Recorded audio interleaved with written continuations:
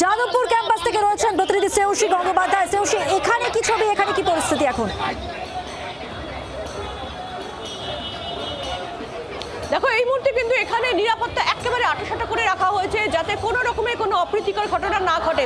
যে 4 নম্বর গেট, সেই যে 4 নম্বর গেট দিয়ে গতকাল একদল ব্যক্তি তারা ভেতরে ঢুকেছিলেন, সেই 4 নম্বর গেট তুমি দেখতে পাচ্ছ যে দু রকম এরকম লোহার শিকল দিয়ে একেবারে বেঁধে তালা দিয়ে আটকে দেওয়া হয়েছে। পাশাপাশি এইখানে একটা গেটের সঙ্গে যে কড়া থাকে সেই কড়ার সঙ্গেও কিন্তু তালা দিয়ে রাখা হয়েছে, অর্থাৎ দুটো তালা কিন্তু লাগানো রয়েছে এই মুহূর্তে 4 নম্বর গেটে।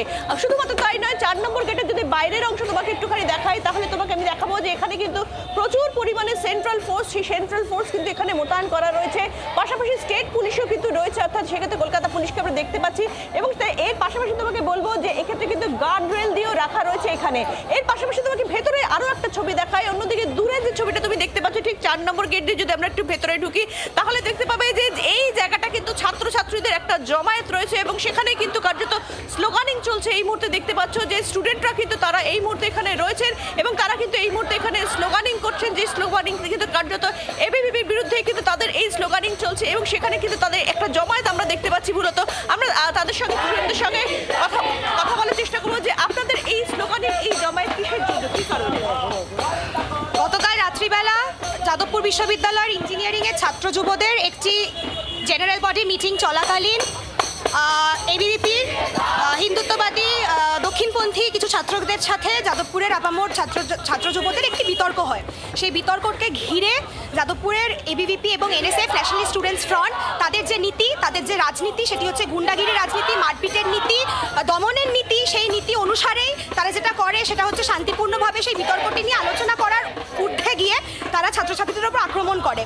এমন আপনারা কোন সংগঠন, কোন সংগঠন? এখানে বিভিন্ন সংগঠন থেকে ছাত্রছাত্রীরা আছে, এখানে বিভিন্ন ব্যক্তি ছাত্রছাত্রীরাও আছে।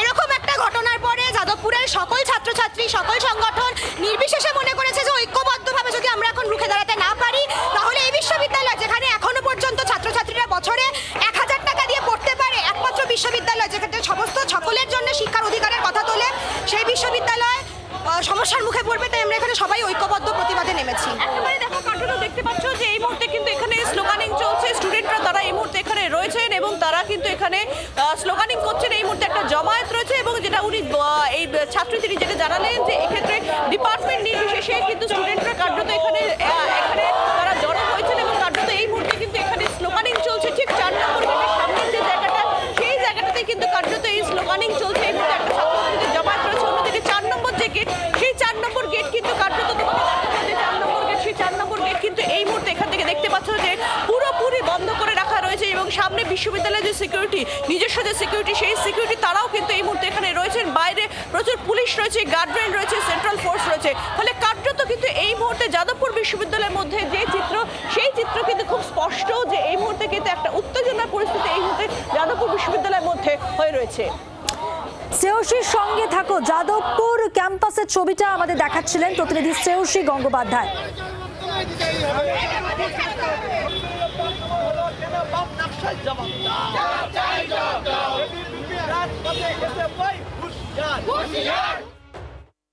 যাদবপুরের বিধায়িকা তিনি হঠাৎ চোরের মায়ের বড় গলার মতো করে যারা গুন্ডামি করলো তাদের প্রোটেক্ট করার জন্য কোথায় গিয়ে জানিয়ে দেখছি মিডিয়ার সামনে সুজন চক্রবর্তী বা আমার নাম করে চিৎকার চেঁচামেচি করছেন। আরে এত ভয় কিসের গণতান্ত্রিক প্রক্রিয়ায়? যদি এত অপছন্দ হয় যাদবপুরকে, ছাত্র ভোট ঘোষণা করুন না। এসএফআই সহ বাকি ছাত্র সংগঠনগুলোর সাথে এবিভিপি ছাত্র ভোটে লড়াই করুক না গণতান্ত্রিকভাবে। যদি তারা ঠিক হয় তাহলে যাদবপুরের ছাত্ররা বেছে নেবে তাদের। বাংলার আওয়াজ, বাঙালির আবেগ, জি 24 ঘন্টা।